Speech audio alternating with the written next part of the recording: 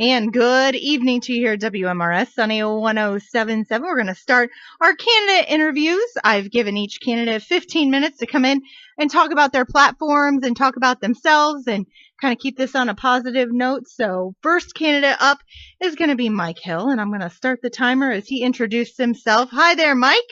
Hi, Brandi. How you doing tonight? I'm doing great. So first question, we're just going to start out. Go ahead and tell us about yourself. Well, I'm Ronald Mike Hill. Everybody calls me Mike. I grew up in Chalmers, lived in White County almost all my life. Started my working career in Indianapolis, a small city there, fire department. Came back to Monticello Fire when I was, what year was that? 1996. This year I graduated high school. Go ahead, though. Teasing. Sorry. I also started with the White County Sheriff's Department as a reserve in 1991. Okay. And what about family? Oh, well. That's an important part of who you are. Well, I live just outside of Monticello in God's country in the rural area. My mom and dad still live in Chalmers. I have a wife and a daughter. My daughter goes to Twin Lakes. She's a 7th grader this year. Okay. And tell us some of your qualifications for law enforcement. Well, as I said, I started in 1991 with the Sheriff's Department in the Reserve Program. Since then, the Sheriff's Department has been very good to me. I have been to numerous drug interdiction schools, destructive device schools. I've also been through the SWAT program and SWAT paramedic program that the Sheriff's Department sponsored for me. Many years ago, they also sent me to dive school, which I dove for the Sheriff's Department for several years, as well as I've worked as a reserve many hours on the road. I've taken almost every class that the Academy offers, just not at the Academy. We've all had them here. Oh, that's nice.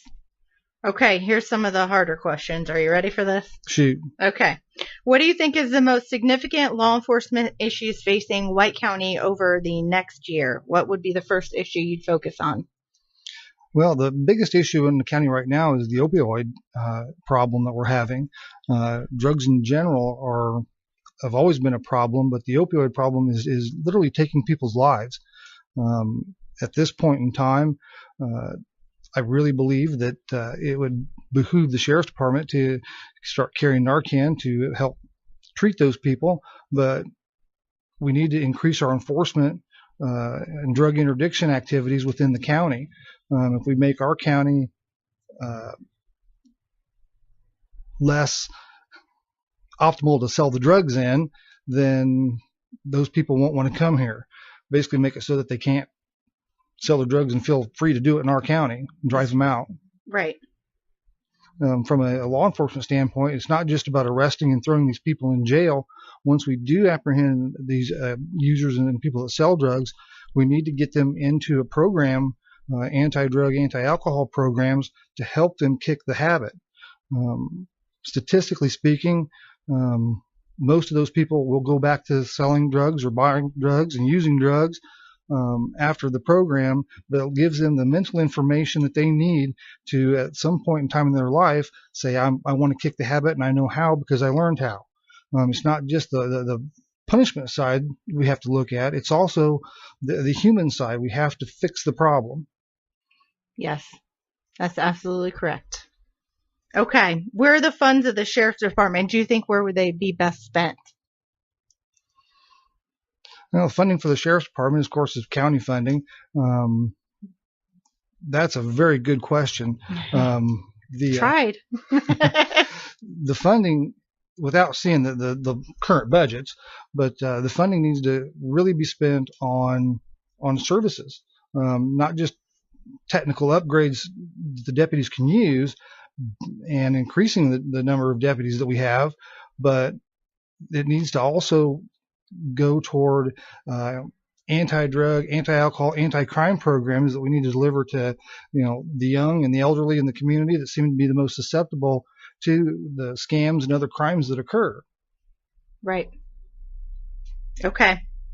Describe some of the methods of communication you would use to communicate with the public, things happening around the county. How would you keep the public informed? Like the sheriff now, if there's a road closing, I get a call and they say, can you put this on the radio for us? So what kind of things would you do?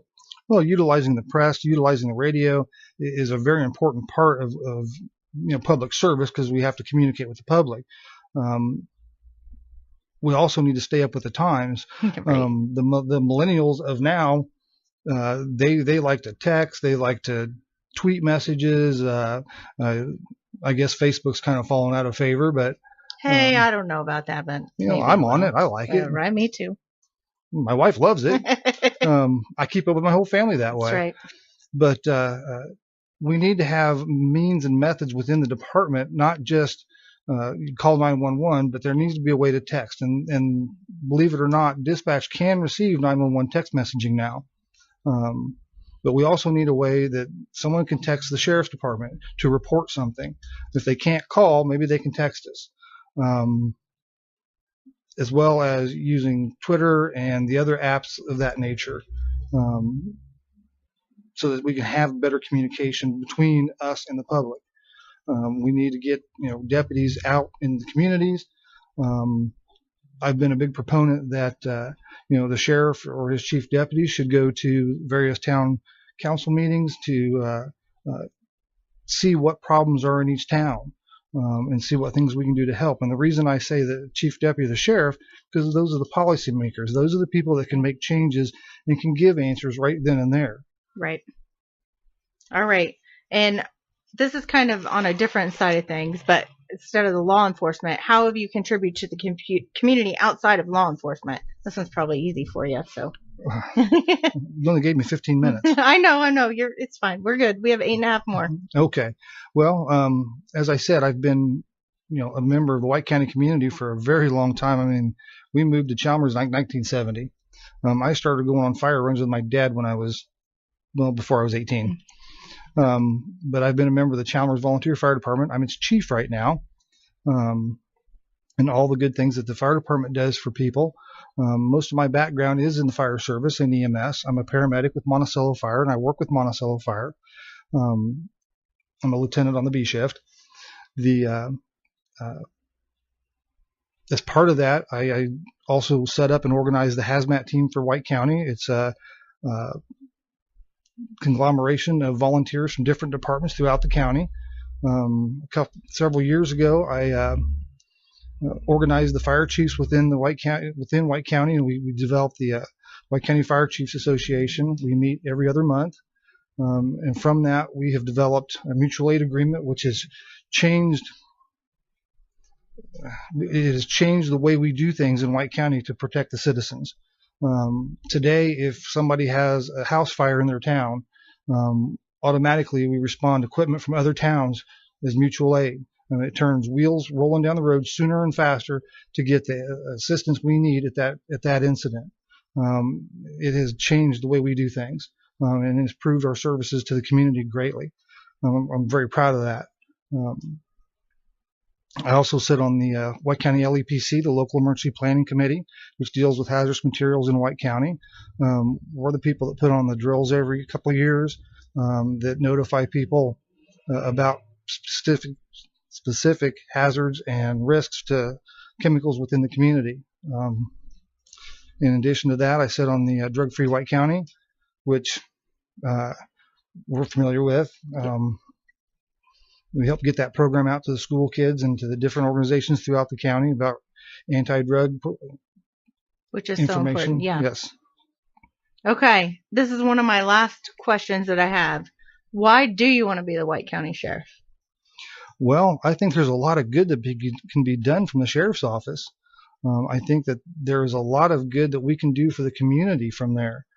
It's not just a matter of picking people up and throwing them in jail. It's a matter of involving ourselves within the communities, helping people, and doing what's right for the community. We need to be people that you can trust. I mean, everybody trusts a fireman, so that's kind of how I look at being a policeman too. We need to be the people you can trust. And if somebody wants to see a policeman, they should see a policeman. If they have a problem, they should be able to talk to a policeman, and they should come to their house. Customer service or public service is just exactly that. We need to service the public and keep people safe. Absolutely. All right. Do you have anything else you want to add for us today for everyone that's listening? about your candidacy for sheriff. Well, right now everything's going very well with my campaign. Got a lot of supporters, a lot of good people out there. It's been really fun talking to folks over the years. I love doing this and love getting to know people. This has been a great experience. Thank you so much for coming in and talking to us today. You have about 4 more minutes left if you wanted to add anything else to it. I know it was kind of hard to come up with all the questions, and then I said, don't be nervous, it'll be fine. We'll get through this together because you're my first one. So. Yeah, well, thank you.